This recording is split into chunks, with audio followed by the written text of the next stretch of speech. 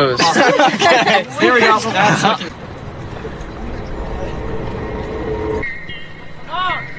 Everybody out!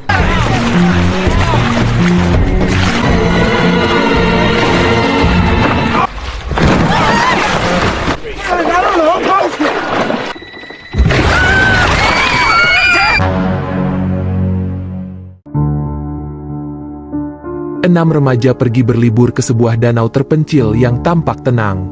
Tapi tanpa mereka sadari, danau itu dihuni oleh seekor ikan raksasa pemangsa manusia. Ketika perahu mereka terjebak di tengah danau dan satu persatu mulai dimangsa, mereka harus menghadapi ketakutan, pengkhianatan, dan sisi gelap diri mereka sendiri. Seperti apa ceritanya? Tonton terus video ini.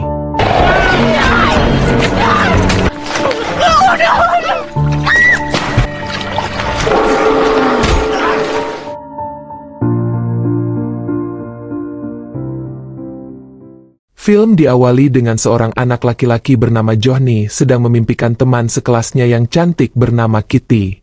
Dia membayangkan wanita itu sedang berenang di sampingnya di danau sambil tersenyum manis.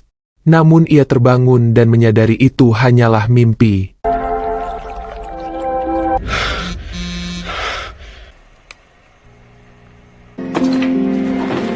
Setelah itu, ia bersiap-siap mengemasi ranselnya dan akan menuju ke danau bersama teman-temannya. Di antara mereka adalah Kitty dan pacarnya Matt, lalu Debbie, seorang pria berkacamata, Zeke, dan saudara laki-laki Matt, Simon. Tahun ini, mereka semua lulus dari sekolah menengah atas dan telah memutuskan untuk merayakan peristiwa yang menggembirakan ini. Zeke mencoba menggoda Deb, tetapi Deb menolaknya. Sementara itu, Simon menatap Kitty dan Matt dengan penuh kerinduan dan hampir mengalami kecelakaan. Tampaknya dia juga punya perasaan padanya. Dude, sorry. Rombongan tiba di dermaga.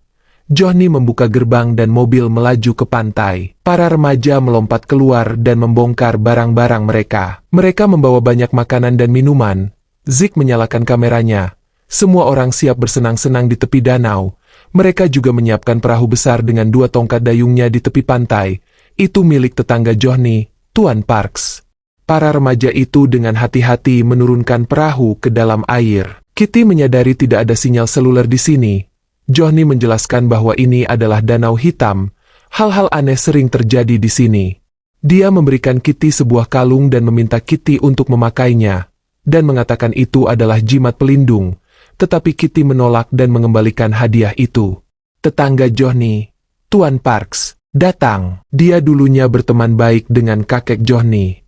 Orang tua itu meminta Johnny untuk berhati-hati dan tidak masuk ke dalam air dalam keadaan apapun.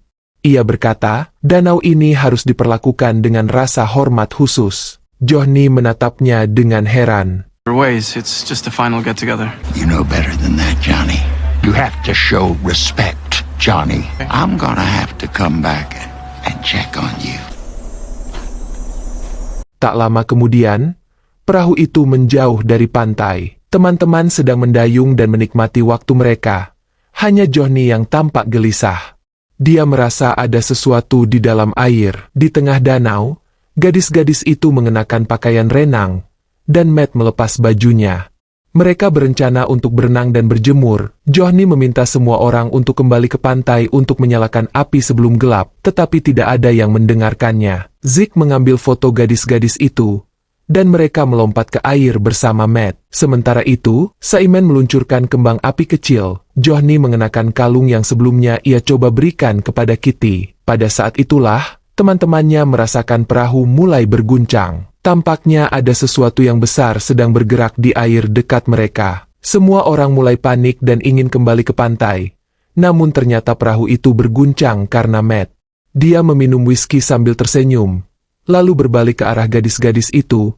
Kitty dan Deb menikmati saat berenang di danau. Mereka baru saja menyelesaikan sekolah dan sekarang merasa sepenuhnya bebas. Namun tiba-tiba, perahu itu mulai berguncang lagi. Dan kali ini, jelas itu bukan perbuatan Matt. Johnny melihat siluet ikan raksasa di dalam air. Sosok itu berenang ke arah gadis-gadis dan Matt, tetapi kemudian lewat tanpa menyentuh siapapun. Namun, Kitty merasa seperti ada sesuatu yang menyentuhnya di bawah air. Kitty, Matt, dan Deb naik kembali ke perahu.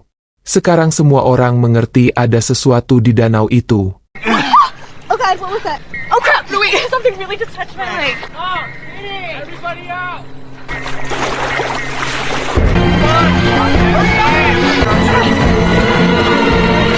Mereka mulai memukul-mukul air dengan dayung mereka, mencoba melihat makhluk misterius itu.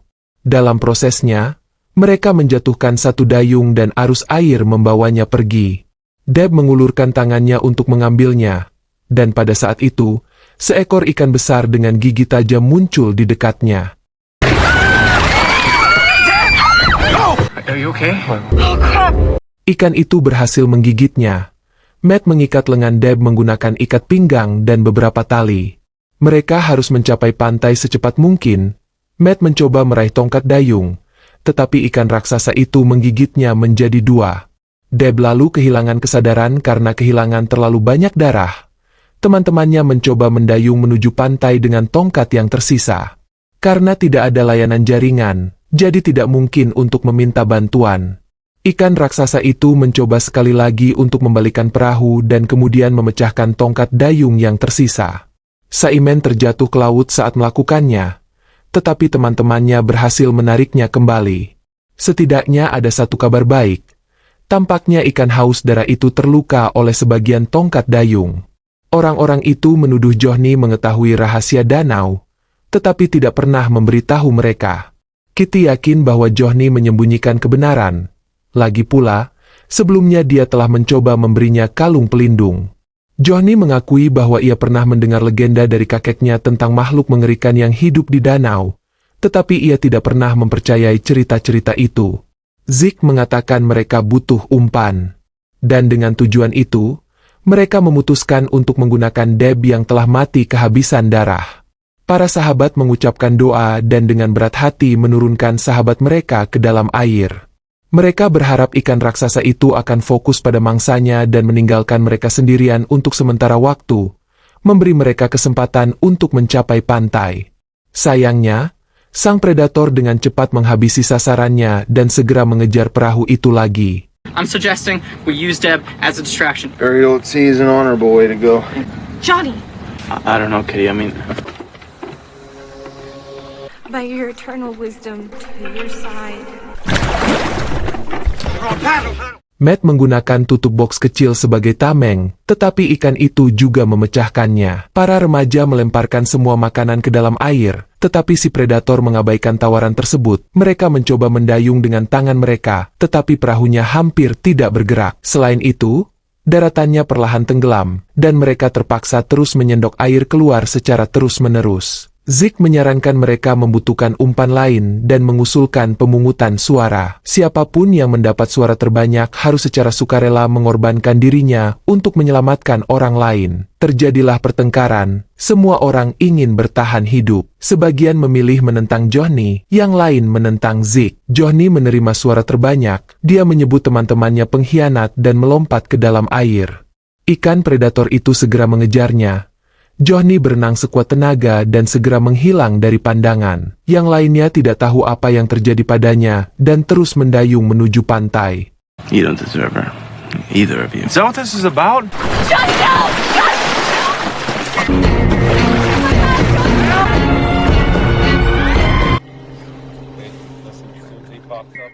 Kitty berdebat dengan Zeke, memanggilnya pengecut dan orang yang suka menipu. Ikan raksasa itu kembali ke perahu lagi. Remaja itu menemukan sisa kembang api dan petasan. Mereka mencoba untuk menakuti makhluk itu. Cara ini berhasil hanya untuk sementara waktu. Tetapi kembang api segera habis dan monster laut itu pun kembali. Matt ingin melempar Zeke ke laut. Zeke yang ketakutan mengklaim bahwa seharusnya Kitty yang menjadi korbannya karena konon Kitty tidak hanya menjalin asmara dengan Matt, tetapi juga dengan saudaranya, Simon. Menurut Zeke, dia bahkan punya bukti video. Matt dan Simon meledak marah dan melemparkan Zeke ke laut bersama kameranya, mengabaikan tangisan dan air matanya. Tak lama kemudian, ikan raksasa itu muncul dan Zeke tak punya kesempatan lagi.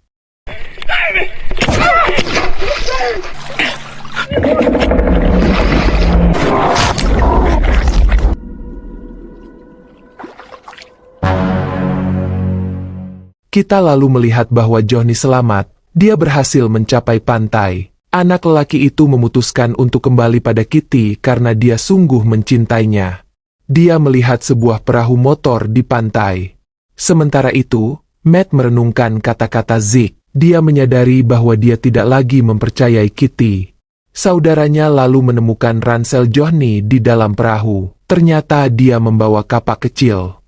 Simon mencoba mendayung dengan box lagi, tetapi ikan itu dengan cepat merusaknya, lalu menggigit sebagian perahu. Kitty mengambil kapak Johnny dan melukai predator itu. Mereka perlu memanfaatkan momen ini dan mencapai pantai secepat mungkin. Tak lama kemudian, perahu lain muncul di danau.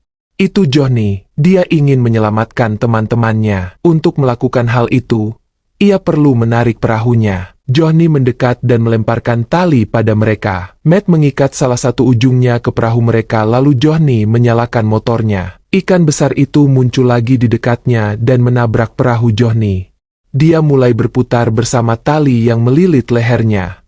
Kitty ingin memotongnya untuk menyelamatkannya, tetapi Matt dan Simon melarangnya melakukannya. Dua bersaudara itu mencoba menarik perahu Johnny lebih dekat, tetapi perahu itu terbalik. Kesempatan lain untuk keselamatan hilang selamanya. Matt dan Simon memperhatikan ikan itu berenang mendekati Johnny, tetapi karena alasan yang tidak diketahui, ikan itu tidak menyentuhnya.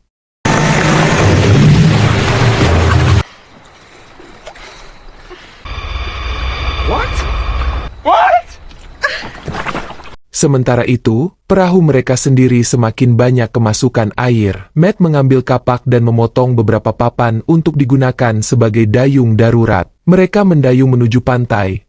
Matt mengingat kata-kata Zeke lagi. Dia memulai adegan kecemburuan yang ditujukan pada Kitty dan saudaranya. Ketidaksetiaan gadis itu membuatnya lebih khawatir daripada ikan mematikan itu. Matt mengusulkan pemungutan suara lainnya. Seseorang harus menjadi umpan berikutnya. Matt dan Simon memberikan suara yang berlawanan satu sama lain. Saudara-saudara itu mulai berdebat dan kemudian berkelahi di sana, di atas perahu.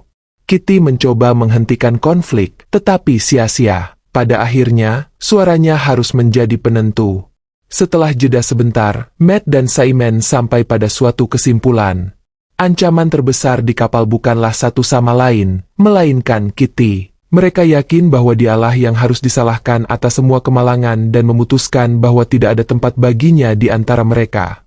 Dua bersaudara itu menangkap gadis itu dan dengan paksa melemparkannya ke laut. Kitty mencoba untuk kembali ke perahu, tetapi Simon dan Matt tidak mengizinkannya naik kembali. Tanpa dukungan, gadis itu terpaksa berenang ke tepian sendirian. Matt dan Simon tetap sendirian di perahu. Ketegangan di antara mereka meningkat dan mereka segera memulai perkelahian brutal lainnya. Di tengah panasnya pertarungan, kedua saudara itu terjatuh ke dalam air. Saat terjatuh, kepala Simon terbentur dan mengalami cedera serius. Bau darah segera menarik perhatian ikan predator. Matt melihat saudaranya dalam bahaya dan memutuskan untuk menyelamatkannya. Ia menangkap Simon dan mulai menyeretnya ke pantai, tetapi Simon, yang sekarang berada di dalam air, melihat ikan raksasa. Menyadari dia tidak akan punya waktu untuk melarikan diri bersama saudaranya, dia membuat keputusan yang brutal. Dia mendorong Matt langsung ke rahang predator itu. Sementara makhluk itu sibuk memakan mangsanya, Simon memanfaatkan momen itu dan berenang ke tepi pantai sendirian.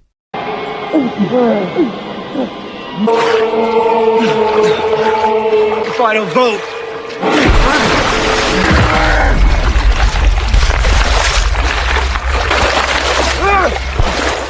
Kita melihat bahwa Kitty belum berhasil mencapai pantai. Dia berbaring di perahu motor Johnny yang terbalik, sambil menatap air yang gelap dengan waspada. Dia menarik tubuh Johnny lebih dekat ke dirinya, dan melepaskan dari leher Johnny kalung yang pernah dia coba berikan padanya. Segera setelah itu, ikan itu menarik Johnny sepenuhnya ke dalam air. Kitty yakin bahwa amulet itu akan melindunginya. Jadi ia melingkarkannya di leher dan mulai berenang menuju pantai. Dan memang, ikan raksasa itu tidak menyentuhnya. Namun di air dangkal, gadis itu bertemu Simon. Dia melihat apa yang baru saja dilakukannya kepada saudaranya dan menyadari bahwa dirinya kini dalam bahaya besar. Simon mendekat dan memperhatikan kalung di lehernya. Dia mengenali itu milik Johnny. Anak laki-laki itu mulai curiga bahwa Kitty dan Johnny telah bersekongkol dan dengan sengaja memikat semua orang ke danau. Dia mendekati gadis itu, menciumnya, lalu tiba-tiba mendorongnya ke dalam air. Kitty mencoba untuk muncul kembali, tetapi Simon memegangnya erat-erat, tidak membiarkannya bernapas.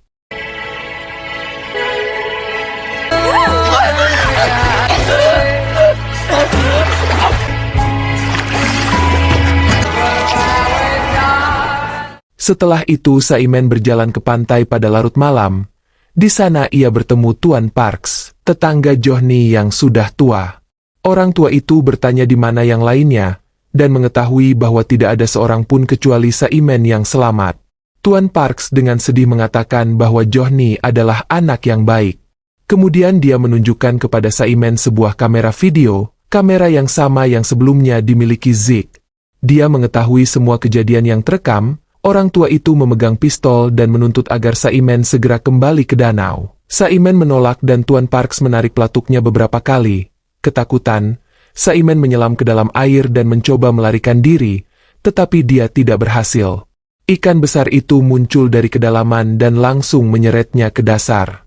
Gimana menurut kalian tentang film ini? Komen di bawah.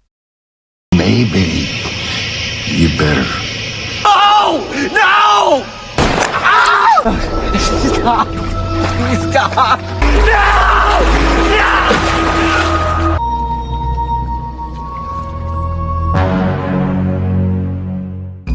Terima kasih yang sudah nonton video ini. Pilih tanda like bila suka video ini. Dukung channel ini dengan subscribe. Dan aktifkan lonceng notifikasi.